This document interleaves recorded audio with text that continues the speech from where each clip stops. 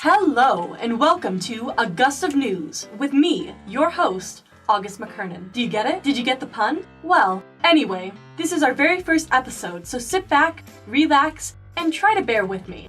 Au-Gust of News is a bi-monthly podcast brought to you by The Arbiter, Boise State student newspaper. Together we'll be taking a look at the big picture, which I actually considered naming the podcast, but my ego won out. Regardless, this podcast is meant to broaden The Arbiter's scope of coverage.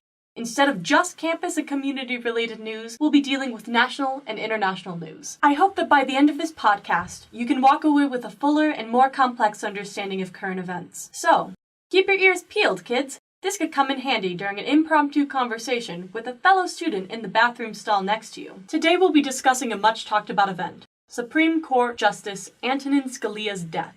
Scalia was one of the staunchest conservatives on the Supreme Court before his death. He was also its longest-serving member. As soon as the news broke of his death, an epic political war broke out in Washington. Senate Republicans swore they wouldn't act on any Supreme Court nomination by President Obama, but the White House vowed to select a nominee within weeks. We've already had really the same day of his death. Republican leadership saying they had no intention to actually confirm anybody if President Obama put somebody forward. That was Lori Hossiger, an associate professor in the Department of Political Science. We recently sat down for an interview in which we talked about life, love, what it means to be a woman, and the implications of Justice Scalia's death in the political realm this year. Well, mainly that last one. She outlined the process that occurs when a Supreme Court justice passes away, retires, or is impeached. The president nominates someone to fill the vacancy. Then the Senate holds hearings about the nominee and votes on the nomination. A simple majority of 51 votes is needed to confirm the nomination. President Obama would nominate somebody, and then depending who he nominates, it gets interesting. He's got a couple of different strategies, I would think, but if he nominates moderate, somebody that has something interesting in their background, I think it becomes a little more difficult for the Republicans to not confirm, especially some of the names people have been banning about have been people that have been confirmed unanimously by the Senate in recent years, people that have something else, maybe an African American, a woman, different type of minority that hasn't sat on the court. So you get different constituencies interested when you nominate people like that. And if they are in fact someone that's been widely recognized as being a good jurist or as being a brilliant mind, and you're saying we're not going to confirm them, then I think you can face a little more backlash. Should the Senate choose to delay confirmation, they'll be waiting a heck of a long time. I spoke to Jacqueline Kettler, an associate professor in the political science department, about how likely it is that the Senate will try to bide their time until a new president is elected.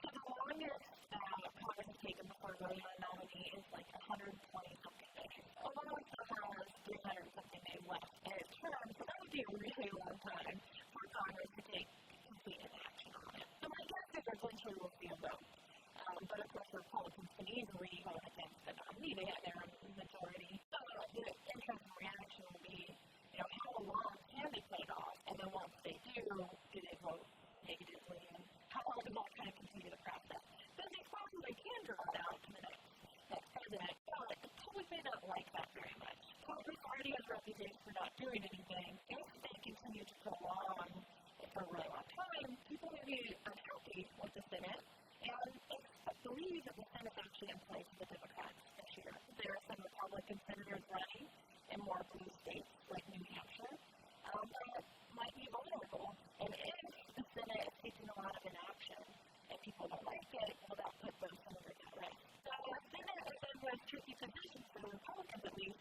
They probably want to, they're hoping for a Republican president that could get a point, but at the same time, they have to think about their own majority in the Senate, and if they behave a certain way, how will that jeopardize their majority? Along with having a possible effect on the current ideological makeup of the Senate, Justice Scalia's death could have an impact on the cases coming before the court this year. Yeah, there's problems coming up, including abortion. The abortion bill in Texas that resulted in the closing of a lot of abortion clinics. And we could see another, a replacement of Scalia with a more left-leaning justice as potentially swinging how that is decided, including some cases as well that are more looking at presidential power or federalism, in which case having a more favorable justice to not necessarily President Obama himself, but just, a federal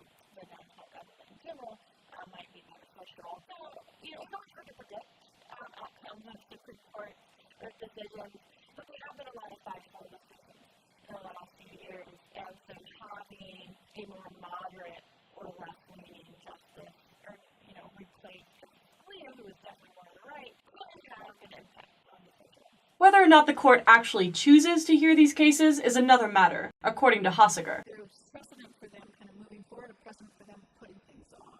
The problem is, of course, if they hear it with the aid and they decide for the lower court decision stand, then there's no precedential value for it. And so I'm not sure it's a Republican's advantage if they don't go for it, because a lot of those lower circuits have decided cases in a direction that perhaps conservatives wouldn't like. And so if they do decide 4-4 and that's what upholds, the advantage is there's no precedential. You can go back to the Supreme Court, but it's not necessarily the outcomes that they want. This all seems to hinge on who President Obama will eventually choose to nominate. I mean, if he nominates somebody very moderate that's been confirmed unanimously by the Senate for their circuit position, and by perhaps, recently, like some of the folks being named were put on the circuit court 3 or 4 years ago, so a lot of the senators are the same, then it becomes harder for them, I think, to say, I'm not saying that they won't, because they will probably say, no, we should wait for the next president, but certainly something they could be hit on, right? Something they could take some flack for. And it depends on how everybody estimates the public will respond, right?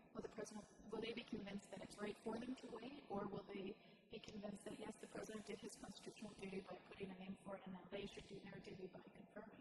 Conservatives within the Senate are hoping to wait out confirming a nominee until a new president is elected. Ideally, the new president would be a Republican who could nominate a conservative to replace Scalia. This conflict is undoubtedly a result of our current status as a divided government, which means that one party controls the presidency while the other party controls Congress. Yeah, this is an interesting part of having separation of powers, right? We have to have two branches work together. Right now we're in a time of divided government. I mean that working together, the presidency and Congress, is challenging. There hasn't been a lot of cooperation in the last year or so, or longer. And so our government is that way, right? And so at times Kevin puzzled themselves to see how these interactions play out. But it's also important to remember that it was designed this way.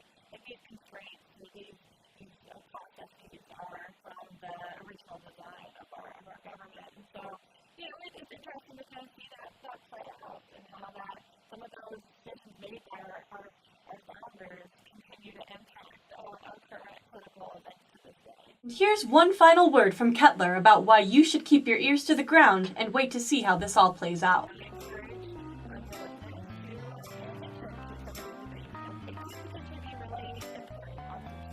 And that's it, folks! Be sure to tune in for our next episode. I'd like to thank the brilliant and everlastingly patient Jared Lewis, our digital content manager, for helping to produce this podcast. Again, this is Au-Gust of News, coming to you from the bowels of the Student Media Office. Live long and prosper, Boise State.